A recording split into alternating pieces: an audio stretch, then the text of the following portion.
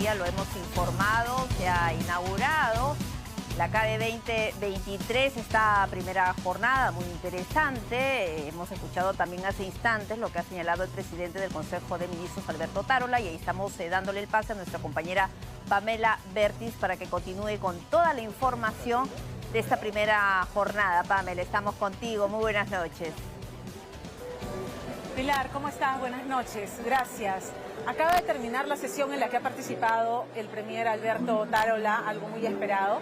Hay que subrayar que a esta edición de CADE vienen, por lo menos, va a haber 7 ministros que van a estar acá exponiendo, no solamente exponiendo, sino lo que ha ocurrido hoy día, siendo interpelados por periodistas y por empresarios, que de eso se trata, ¿no? Escuchar, preguntar y buscar respuestas. Alberto Otárola ha hecho hoy un anuncio que ha llamado la atención y del que seguramente se le pedirán más precisiones en las horas por venir. Ha hablado de la creación de un sistema para determinar qué ciudadanos extranjeros pueden quedarse y quiénes tendrán que regresarse a sus casas. Porque hablando de la seguridad ciudadana o de la inseguridad ciudadana, ha dicho, entre el 2017 y el 2018 fuimos buena gente, en el buen sentido de la palabra, ¿no? Pero permitimos entrar más de 1 millón de ciudadanos extranjeros y ya no estamos en capacidad de que se sigan entrando, darles atención, servicios e incorporarlos al aparato productivo. ¿En qué consistirá este sistema? Como además se lo hizo saber mi invitado esta noche, nuestro entrevistado esta noche.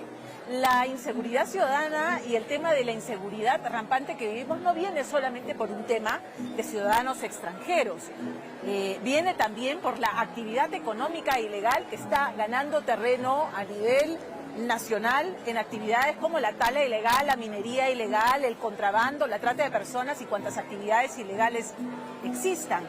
El premier habló también sobre la recesión económica y muy optimista ha dicho, no va a durar. Ha hablado de que el próximo año va a haber reactivación entre el primer y segundo trimestre y nuevamente ha insistido en el tema de los créditos suplementarios y de abrir la billetera y otorgar transferencias económicas a las regiones para ejecución de gastos del sector público, sabiendo que una de las debilidades del sector público precisamente es la deficiente ejecución de gastos. Que sea Álvaro Correa quien nos dé, vicepresidente de CONFIEP, quien nos dé el balance de esta exposición que ha hecho el premier Alberto Otárola y la perspectiva del sector privado, donde lo que se pretende es ganar confianza, tender puentes y trabajar juntos para lograr el crecimiento que se ha estancado y que de hecho está en números negativos en este último mes, en el mes de agosto. ¿Cómo estás, Álvaro? Buenas noches, bienvenido. Tu balance, ¿qué sensación te ha dejado el discurso? Mira, primero que nada, creo que hay que reconocer que ha venido no solo él, sino, como dices, un grupo de ministros a lo largo de estos 2 o 3 días, hasta aquí, hasta Urubamba, ha hecho el esfuerzo de hacerlo y acercarse a este foro, ¿no? A este foro del sector privado. Creo que eso es bien importante para nosotros y creo que para el país. Él ha hecho un resumen del Plan Unidos que presentó el ministro de Economía la semana pasada, un resumen que se enfocó en ciertos temas que probablemente eran los más cercanos a nuestras áreas de interés. Creo que fue bueno explicando por dónde quería que vaya la coordinación con el sector privado. Yo más bien le transmití las dudas que nos genera, porque si bien vemos claridad en el foco y la orientación que quieren hacia promover la inversión privada, a veces sentimos que hay falta de convicción en algunas de las medidas que toman o que no toman, ¿no? Que tienen que ver con herencias, sobre todo del gobierno anterior de Castillo o incluso del Congreso interino que tuvimos, ¿no? Que tiene que ver con la regulación del régimen agrario, que no lo han tocado. Creo que es importante tocar ese tema. Eso produce muchos empleos, estamos hablando de cientos de miles de empleos, no han hecho mucho al respecto. Creo que falta enfrentar ese tema. El otro tema son los temas laborales, tercerización, funcionarios en el Estado que tienen que tener convicción, claridad y capacidad para hacer las cosas y, por supuesto, honradez. Y tienen que terminar de resolver algunos otros temas en esa índole. Finalmente, hablamos de Petroperú. del daño que creemos que está generando, no solamente el seguir cubriendo el déficit enorme que tiene Petroperú. Estamos hablando, Pamela, de 700 soles han metido para subsidiar Petroperú, alrededor de 700 soles por peruano. Eso es una fortuna. Con ese dinero se podría hacer mucho en el país y ha sido para cubrir espacios de ineficiencia de Petroperú. Eso no está bien. Y peor todavía es la asignación a dedo de lotes petroleros. Eso tampoco es correcto, está rompiendo principios constitucionales, está principios de libre mercado y se lo está dando una compañía que no tiene capacidad de operar. Hablamos de ese tema, creo que falta una respuesta más contundente en esa línea y en las otras que comentaba. Y sobre Petroperú, el Premier quiso dar pelea, pero no terminó de aterrizar, porque o sea, nos puso lo que él quisiera hacer, pero no nos aterrizó cómo es que pretenden finalmente cerrarle el caño a una empresa que es ineficiente, que trabaja en pérdida y que se chupa los recursos sin revertirlos al Perú, ¿no? Claro. Lo que efectivamente, ¿no? Yo creo que él ha ido por el lado de reorganizar Petroperú, llevarlo a una gestión más profesional. Todo eso bienvenido, pero en el interín las señales que da en las decisiones que toman no son las correctas, ¿no? Y hablamos también de la incertidumbre que tenemos sobre la capacidad de ejecutar ese plan tan rico en elementos, ¿no? Creo que eran 25 elementos el plan o 21, claro, no sí, recuerdo. 25. Tendrán la capacidad de ejecutar, eso requiere buena gestión en el Estado.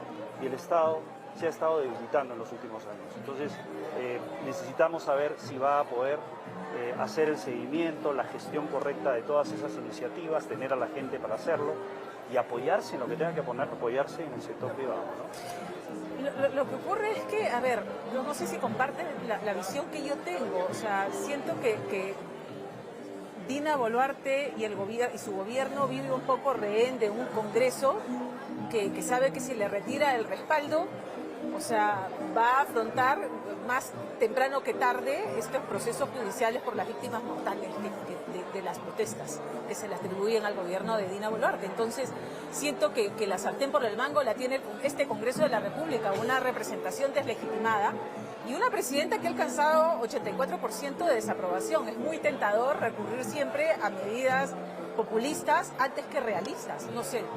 Sí, claramente la ruta que siguen está de alguna manera frenada o restringida por la capacidad política que tengan de hacer cosas, ¿no? Eso no cabe duda. Ahora, dentro de lo que pueden hacer, si el gobierno se enfoca realmente en las personas, en esas necesidades urgentes que tienen las personas, creo que eso le va a dar réditos políticos, ¿no? Va a conectar más. Y no siento que el gobierno esté pensando en cada una de las personas, en ese último poblado de esa zona más alejada del país. Creo que está faltando eso, creo que eso es un espacio que ellos pueden aprovechar mejor y que el Congreso tampoco lo está aprovechando.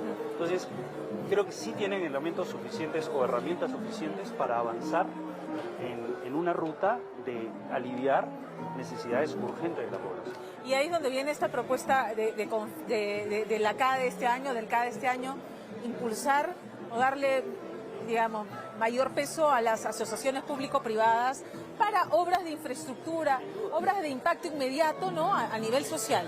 Sí, para que se entienda, una asociación pública-privada lo que hace es, el Estado le dice, tú con tus recursos, con tu dinero, ejecuta esta obra social o esta obra de infraestructura. Puede ser un hospital, puede ser un colegio, puede ser una carretera. Claro.